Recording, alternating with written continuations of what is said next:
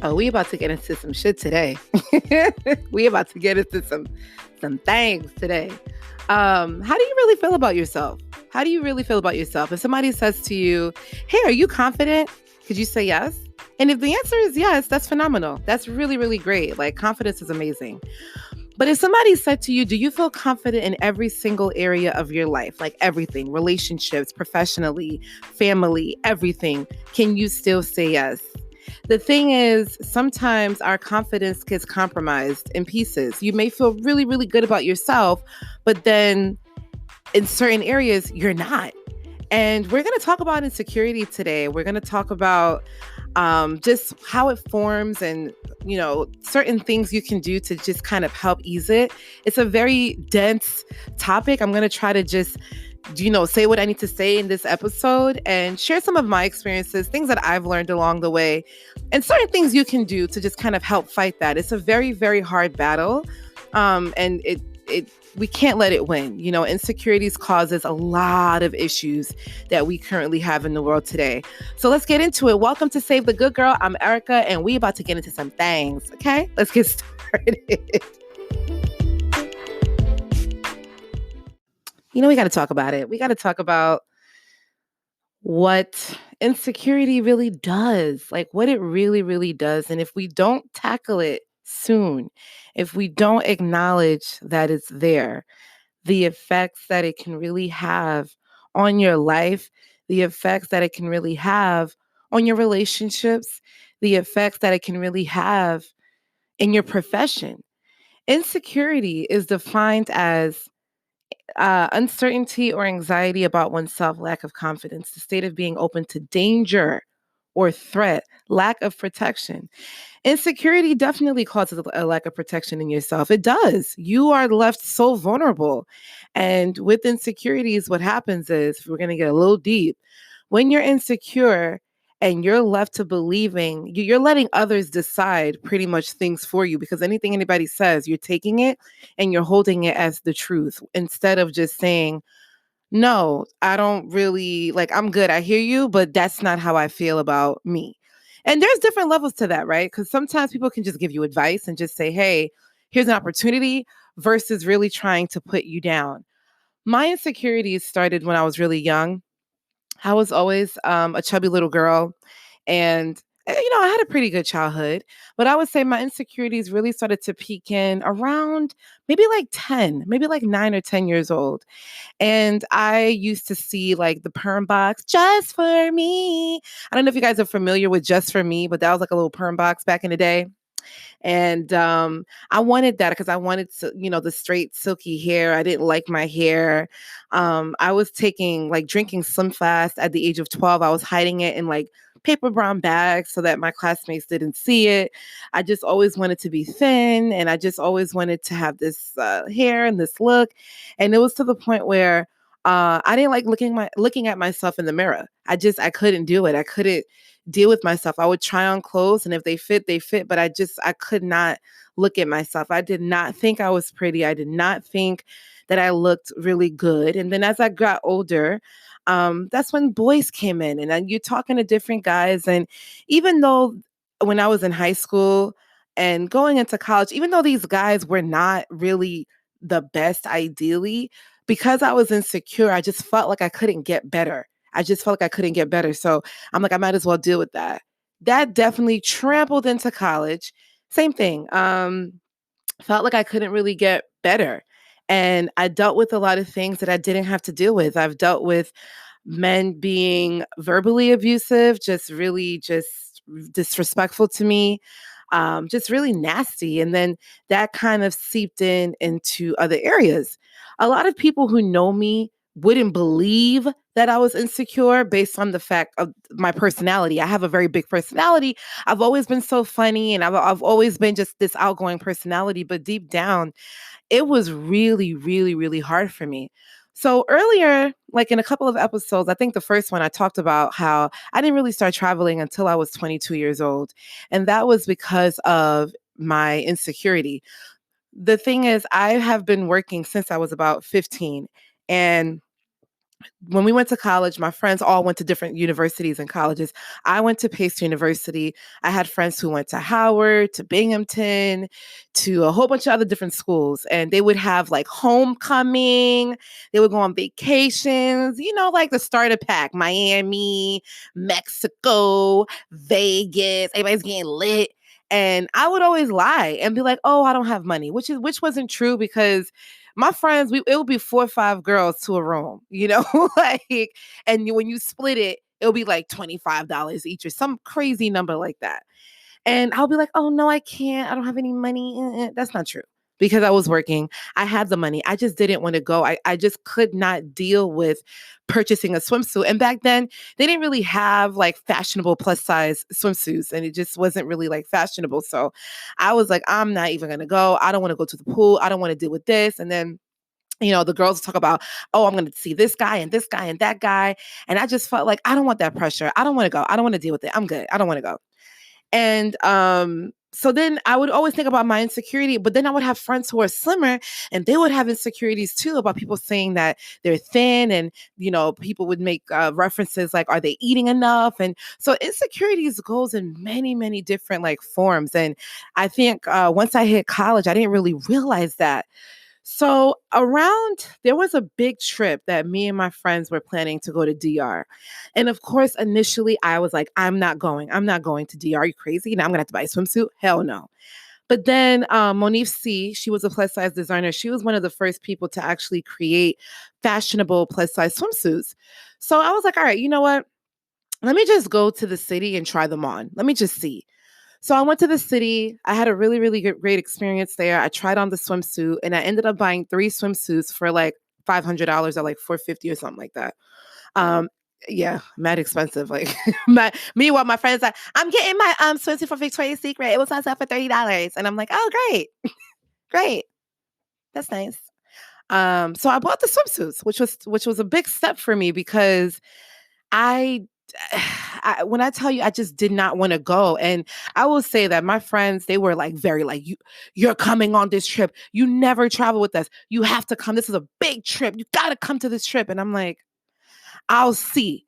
So even buying the swimsuits, I still wasn't really sold. And then I remember finally, okay, I got the ticket, I booked the room. I was excited, but I was still very scared because they had all these pool parties. And I'm like, oh God, oh, they're going to see me. They're going to see my body, my booty. Like I was scared. So I remember, so this is the thing about me. It was from this extreme of, I'm not doing this. I'm never going to do this. I'm not going to do it to, this was the test. So there was a pool party and it was a big pool party. Like it was one of those like DR, I think Memorial Day weekend kind of thing. So it was a big pool party. And all of my friends got dressed. They had their swimsuit. I put my swimsuit on. They're like, "Yes, girl, you look good." We all hype. And it could have been the freaking vodka we were drinking, but we were all hype nonetheless. We were all excited. And then so then I put the swimsuit on and I started crying hysterically. I mean, I cried. And I'm like, I can't. So I remember one of my friends stood back, Kathy. I don't think I told Kathy this story before. So one of my friends stood back. I remember she was getting dressed and I was getting dressed and I was in the room. And I remember telling her, "I'm not going. You guys have a great time. I'm not going. I'm not going to go to the pool party." And I remember Kathy was like, "Bitch, you look good. You're going to go. I don't give a fuck. You have the swimsuit on. You got to go. That's it. We're going. Let's go. We're going to go downstairs together." And Kathy literally grabbed my hand and we went downstairs. When we went downstairs, I saw all the people. I was like, "Oh, who, who's going?" No, like it was just like everybody was already out there. So I'm like behind the door and I'm like, "I'm not going. I'm not going." So then she was like, "No, you're going to go. You're going to go." Then literally out of nowhere, I said, "You know what? Fuck it. I'm going." I walked outside with my swimsuit at this big pool party. Everybody's out there and nothing happened. If anything, the opposite of what I thought was going to happen happened. Whereas all these dudes and all these girls, everybody's like, "Oh my God, you look so good," because At the time, a plus size girl wearing a two-piece, it just wasn't happening, right? Like people were not doing that. They had the ugly like one-piece flower and fruit suits and Macy's, but they didn't have fashion. So not only did I, from that moment, I had a two-piece with a leopard print swimsuit. I was out there, okay? And I had such a great time. It took a lot for me mentally to just push past that. It was years of me feeling less than. It was years of me comparing myself. It was years of me dealing with things that I didn't have to deal with. People, like even though I was mad cool, people would still make jokes, and doing a fat joke is just easy for people. You know what I'm saying? So it was years of me going through that and me putting on a swimsuit and walking outside.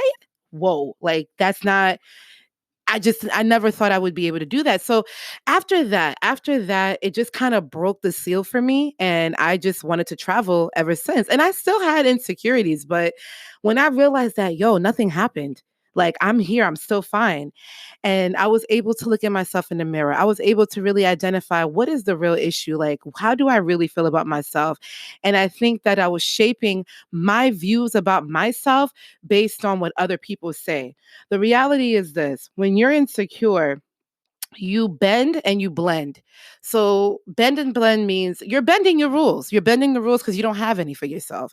So people can just say and do whatever you want, and you let it come into your mind and you believe it. And then you blend because maybe certain things you don't believe in or you don't want to deal with or you don't want to do, but you do it anyway because you feel like you just can't get better. You just can't. So you feel like, you know what? I'm just going to blend and just kind of get down because I don't want to be left out. And the thing is, dealing with insecurities is hard. And I've realized that as I've gotten older, there's so many other levels of insecurity. So you have the main one, which is loving yourself and knowing who you are, really appreciating who you are, and knowing that the way that you are uniquely made was on purpose. And I realized that having that experience helped other plus size girls who were insecure because they would see me and like, yo, this girl is out here and killing it. And I would tell the girls, even with me wearing these swimsuits, I was still extremely insecure. I was still extremely insecure, like still scared, still nervous, but I just did it anyway. I did it anyway because I'm like, what's the worst that can happen? And I really understand that quick fixes didn't work. Me trying to drink some fast and me trying to do all of these things and saying, if I do this, if I get MAC lip glass, if I do this and I do that, I'll be pretty. I will look beautiful and I will feel better. No, that did not work. I just think that it's a very hard thing to understand in terms of like how the insecurities really falls hand in hand with your confidence. And your confidence gets compromised and your relationships get compromised, and professionally you may also be compromised as well, because I would date guys and sometimes it wouldn't work out, but when I really stopped and think about my part, I always wanted more for them. Like, how do you feel about me? You didn't call me, you didn't this, you didn't this, you didn't that. And it was only because my insecurities never fully formed, like, never fully healed. So therefore I'm putting all of this pressure on these guys that, to be honest, I understand now they didn't really deserve that, but it was because of my insecurity. Like, I needed to make sure and I needed to have this, are you sure? Are you sure? Are you sure with them? And it got annoying because these dudes are like, all right, you doing a lot. And rightfully so, rightfully so. And it kind of tweaked my mindset of the kind of guys that I wanted. It kind of tweaked exactly what I wanted to deal with. Sometimes I would have friends with benefits and I didn't want that. I didn't want it. But because of my insecurity within myself, and it's like, all right, maybe he doesn't want to be in a relationship now, but he will later. And it's like, men are pretty straightforward, I think, sometimes. Sometimes they lie. We'll get into that. But I feel like for the most part, they are pretty straightforward. Dealing with insecurities still is challenging. And then you get older and you realize, oh no, there's insecurities and other layers. So what happened was I got a little bit more confidence within myself. Then you have relationships, and then, like I just stated, like wanting more from your partner and just feeling like, I need you to call me, I need you to be around me, I need you to this, I need you to that. Why do you need all of that? You got to really ask yourself, like, why do you need all of that? Then it was professionally. So then professionally, I realized that when I had that little breakdown that I told you guys in the self-care episode, I was insecure professionally. I didn't believe in my capabilities, even though I had the experience, even though I had proof of my success, even though I've had numbers behind my success. It doesn't matter. I felt very challenged with my own capabilities of what I could do. And that delayed me from applying to other jobs, even though I wasn't happy. And also with like, I guess, with friendships and family, sometimes you feel like you want to say certain things and you don't. Insecurity causes a delay. It really does, because you're so stuck in that moment that you just can't move past yourself. So it causes a delay of being authentic, because that's not you. You are not your insecurity. That's not who you are. It's a nasty voice in your head that's making you believe that, but that's not who you are. That's not who you are. It does not define you. It takes work to get out of the insecurity phase. And if you're not willing to work, you will stay there for the rest of your life. You will see that your relationships with people are different. Your professionalism, everything that you do professionally is different. Even you starting your own thing is different. There's so much talent out there. There's so many people who are excellent at what they do, and they were insecure, but they did it anyway. They tried, they pushed past it. And you have to get to that place where you're like understanding, first of all, what is the insecurity? Yes, physically, especially with Instagram, you have bodies like freaking Bernie's Burgos. Like, why can't I just wake up like that? Like, just, all these people. And yes, I know surgeries and whatever the case is, but you have social media that people post in their houses, people posting their relationships, people posting all of these great things, and you're like, dang, like it makes you feel that you didn't progress. And it's like, you have. Everybody has a level of overcoming something. I don't care how small it is. When I decided to finally start looking for a job and I looked at my resume again, I was like, yo, I've done a lot. And I did not realize it until I looked at my resume again. Insecurities has to have a checkpoint. This is why having positive people around you is imperative. This is why reading positive things is imperative. And that's not going to be enough for you to just say, okay, yes, I feel good and I'm not insecure anymore. You're still going to, you still may feel that insecurity. But if you understand that by limiting your insecurities, or at least understanding it, you can at least communicate it to others, because then they'll have compassion for you and their reaction to you will be different. So if you can let your partner know, like, hey, I feel, these are the things that I'm dealing with myself. And I want to share that with you, so that when you guys get into these little arguments, they can at least understand, like, okay, I know where this is coming from. I know, okay, I see where this is going, just so that you can at least communicate what it is. I realize that when you don't speak it out, you act it out. If you don't say how you feel, you act how you feel. You do.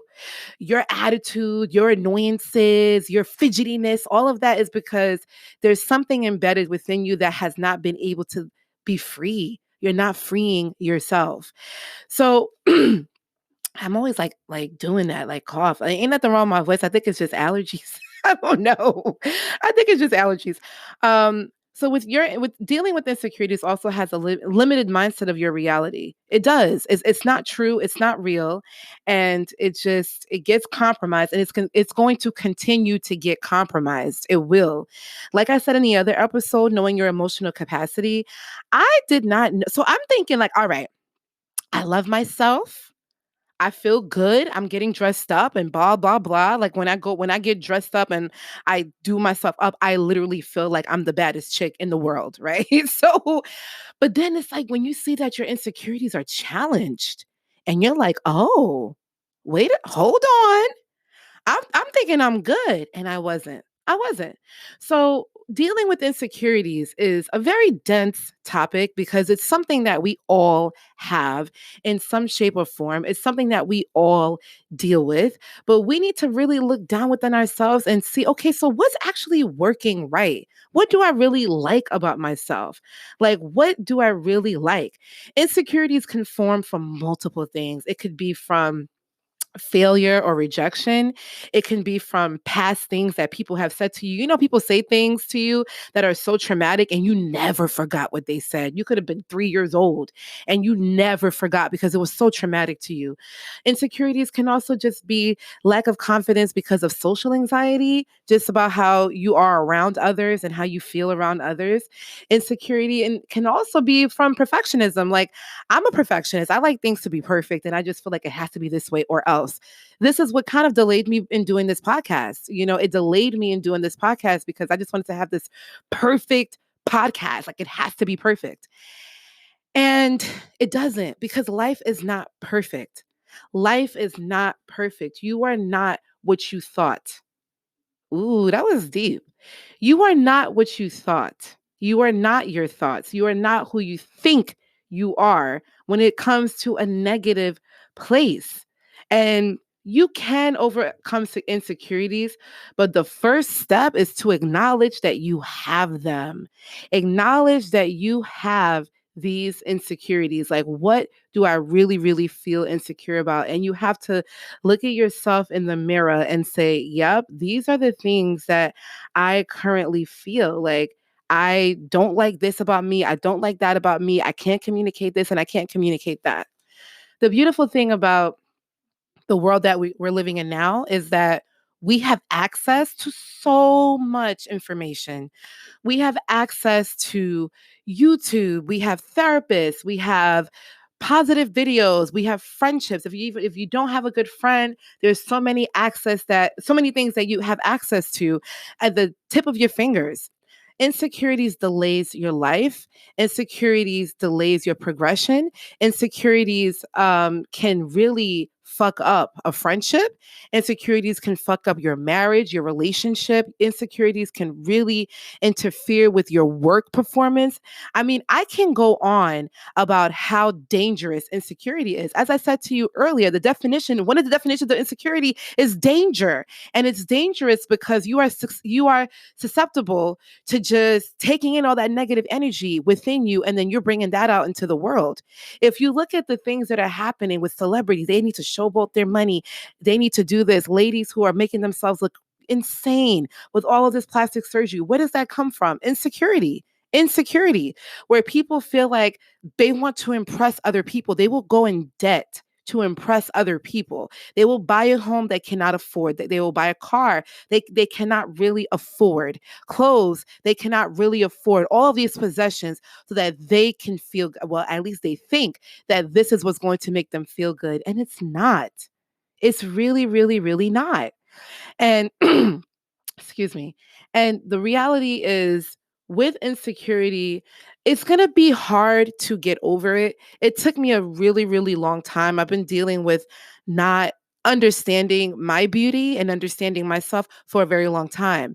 And it did affect my friendships because I used to be mad at my friends. I used to be mad at them. And, I used to be mad because I just felt like they had it so easy. And insecurity is also it closes your ears to others because you're so selfish into yourself that you don't see how other people can get affected. And I didn't until I started to break my own insecurity. And I spoke to my friend and she's like, listen, I had insecurity because I'm so skinny. People used to ask my mom, are you feeding her? I didn't hear that. I didn't know that, but because I didn't hear it, I was just so focused on, well, I'm this and I'm this and I'm that and I'm this and I'm that. Insecurity also is a form of selfishness because you're thinking about how horrible you are and you're not. As long as you're breathing on this earth, you have a purpose. As long as you are breathing, we are all here to help each other. And I'm telling you now, the earlier that you can tackle your insecurity, the earlier that you can confront your insecurity, the better your life will be. Even if your security, I'm sorry, is challenged. Because you can be very secure within yourself, but it's secure with work. You can be very secure with yourself and work, but it's secure with your man or your girl. You can be very secure with your relationship and work and yourself and be extremely insecure with your family. You can be very secure in all of these areas and still feel insecure with social activities. So the thing about it is there's different layers. And until I've gotten older and I started to experience more things, I've realized, oh, there's many, many different forms of insecurity. So we say a lot of things to ourselves like you're stupid, you're fat, you're a failure, you're a loser, you're not going to make friends, you're not going to get married, you're not going to be in love, you're not this, you're not this, you're not that. And we, again, energy goes where energy grows. We have to change that mindset. Do I still have moments where little things creep in? Yes, because insecurity, they love a creep. They love a creep like TLC. So I creep. Yeah, I'm just insecure in your face. Yeah. So it's like, damn, can I live? They creep. The thing about it is, even as they creep, we got the trap. We got the trap. What's your trap? What is your trap? What are you going to do to stop this cycle? Because when you stop the cycle, you don't know who you're going to affect. I didn't know that I was going to affect my friends and family. I had no idea. I was so focused on me, my selfishness, on figuring myself out. I took that big step. I didn't know that by me doing that, it really inspired other people. I had no idea. Even my friends who are slim. Even my friends who are slim, and I'm looking at them like they have the best bodies ever. And they're like, you influenced me to wear two piece. What? I'm like, I did? What the okay. There is a lot that can happen when you push, when you take that first step. When you just take that first step, I would have not known the magnitude unless I took that first step. And I think I'm great. And I think you're great. And you know why? Somebody asked me, why do you think you're great? I was interviewed by a plus size magazine when I wore that swimsuit. Oh my God, let me tell y'all. So my picture was picked up on BuzzFeed because they were showing like all these plus size girls wearing swimsuits, and my picture got picked up, and I was like, oh my God. So I was interviewed by this magazine, and they said, why are you great? And this is what I said. I'm great because I believe the lies I told myself and search for the truth within. We all bring ourselves down to cope, but going through experiences, you start to remove blame and then understand it. So I believed the lies that I told myself. I was not in denial. I knew there were lies and I believed it. But I thought that it was very powerful because I knew right then and there something had to be done. I can't continue to live like this. I just can't. And by me taking that first step, it really has helped others. So now I want you to think about that. What are certain areas of your life that needs a little pick me up? It needs a little fix. And what can you do today to start fixing that? Can you at least acknowledge that? You're going to cry. It's going to be really, really hard. You may not cry, but you may be down for a while.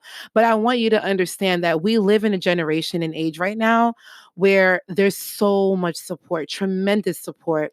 I would love to hear like, how did you get over your insecurities? What did you do? What are tips did you do? Did you journal? Did you write? Did you look at yourself in the mirror and say, I'm beautiful 30 times? Did you talk to people about it? Because that also helped me as well, talking to friends and family and letting them know this is how I feel about myself because you need reminders, you need reinforcements that you are the shit. You are amazing. You are smart. You are talented. You are solid. Even with all of your mistakes and all of the things you thought about before, it's another day. We got this. But it's just a lot. And I think that with acknowledgement, we definitely can push past it. We definitely can push past it. You know, it's going to be here. It's not going to stop. And like I said to you, it's going to creep, but we have traps for it. We got the traps for it. And I still have my battles of insecurities when things don't happen when I wanted to. I'm like, oh my God, is it because of this? Is it because of that? And I have my moments, but I know the moments and I can take those moments and not bring it out onto other people. So yes, insecurities are, it's feeling like you're not enough and it's feeling like you're not in your best space, but we can tackle that. We can tackle that. And I'm very proud of myself from pushing past and wearing that swimsuit. Like I said, I'm mad dramatic. Went from no swimsuits to a whole two piece. Like who does that? I did. I did. I definitely did. We will get back to this fabulous episode, but I just wanted to let you know that you can find Save the Good Girl on Instagram, Facebook, Twitter, Pinterest, and YouTube. There is also a chance for you to be featured on the show. Check out the link in the description to send me a voice message. In addition to the podcast, did you know that Save the Good Girl has a blog? Be a part of VIP by subscribing to the email list on savethegoodgirl.com. So many options to stay connected. All right, let's get back to the episode. You know, I'm still on the road of the woman that I want to be, but at least now I know my destination and my GPS is not crazy. You know, I think the GPS, I felt like before I was always rerouting. And I feel like it's getting a little stable. I still reroute. And the thing is, we're always going to reroute. But again, what's your trap? Let me know what you do. How did you battle your insecurities? What are certain things that you did to overcome that? Again, it's a cycle that still may happen. But as long as it's not eating up your soul and eating up who you are, we will definitely be all right. We will be all right. So I wanted to leave you with this beautiful quote from Maxwell, his song Lifetime. I was reborn when I was broken.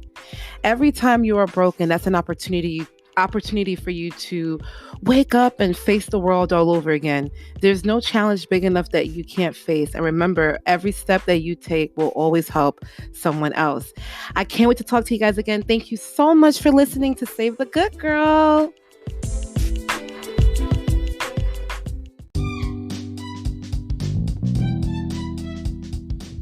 I feel like we're connecting, so let's make sure we're connected.